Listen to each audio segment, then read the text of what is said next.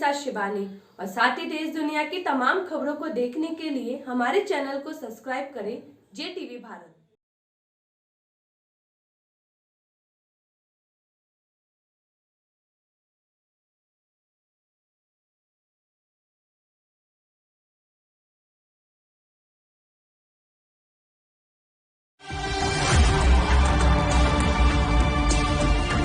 कर्नाटक के कॉलेज में हिजाब विवाद चल रहा है। एक हिजाब ने राजनीतिक पार्टियों को दो गुटों में बांट दिया है। भाजपा हिजाब के बैन का समर्थन कर रही है, वहीं कांग्रेस विरोध। सीनियर एडवोकेट देवदत्त कामत मुस्लिम पक्षकारों के वकील हैं और कोर्ट में हिजाब को जायज ठहराने के लिए अपनी दलील पेश कर रहे हैं। सोशल मीडिया पर वो मुस्लिम पक्षकार के वकील होने की वजह से कम और कांग्रेस कनेक्शन की वजह से ज्यादा ट्रोल हो रहे हैं। उनका कहना है कि किसी पार्टी से जुड़ाव मेरा व्यक्तिगत मसला है, लेकिन केस का चुनाव मेरा प्रोफेशनल अधिकार है। ये अधिकार मुझे संविधान से मिला है। एडवोकेट देवदत्त केवल विचारधारा से ही कांग्रेसी नहीं है, बल्कि यूपी कांग्रेस की लीगल कोऑर्डिनेटर कमेटी के चेयरमैन हैं। 17 जनवरी 2022 में उन्हें 4 लोगों की इस कमेटी का चेयरमैन चुना गया है। कांग्रेस नेशनल प्रवक्ता केसी वेणुगोपाल का हस्ताक्षर किया ये पेपर इस बात की शिनाख्त करता है। इंडियन यूथ कांग्रेस के नेशनल प्रेसिडेंट श्रीनिवास बीवी भी देवदत्त के प्रशंसक हैं। जब श्रीनिवास कोरोना पीड़ितों के लिए दवाइयां और ऑक्सीजन मुफ्त में बांट रहे थे, तब वे देवदत्त कामत को लगातार टैग कर रहे थे।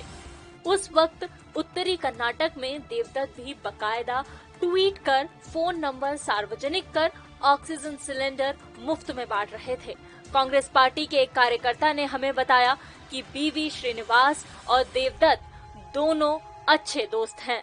दूसरा कनेक्शन मई 2018 का है, जब कांग्रेस ने कर्नाटक में भाजपा पर अपनी पार्टी के विधायकों को प्रलोभन देकर पाला बदलने का आरोप लगाया था और अपने विधायकों से भरी 2 बसें बेंगलुरु से एक रिजॉर्ट में भेजी थी, जिससे भाजपा उनके किसी विधायक से संपर्क न कर सके। कांग्रेस और जेडीएस ने एक याचिका डाली थी, जो कर्नाटक गवर्नर के भाजपा को सरकार बनाने के लिए निमंत्रण देने के फैसले के खिलाफ थी।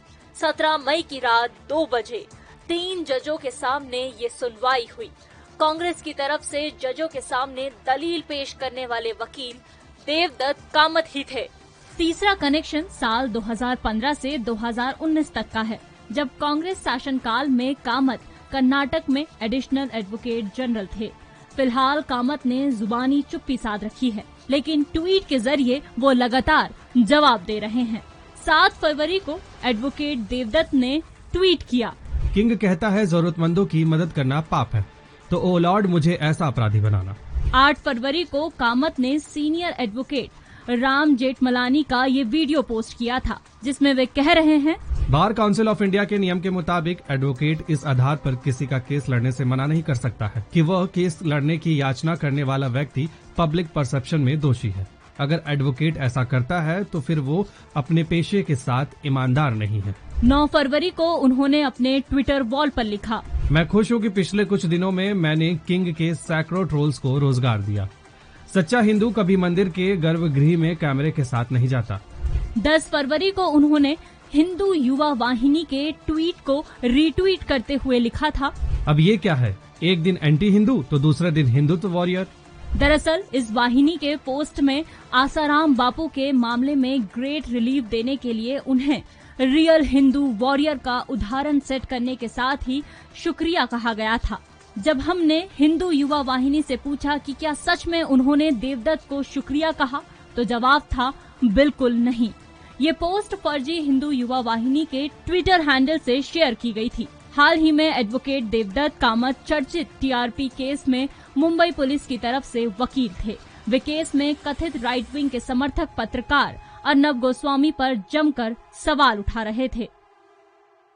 जीवन में चल रही भयंकर उथल पुथल और परेशानियों के निवारण के लिए आप हमसे संपर्क करें। हम पितृ कथा के द्वारा समस्त परेशानियों का निवारण करते हैं। अधोगत प्रेतात्मा दोष निवारण के लिए श्रीमद् भागवत कथा ही एक उपाय है। इसलिए आप हमसे अवश्य संपर्क करें। हम पितृकथा के द्वारा उपाय करते हैं।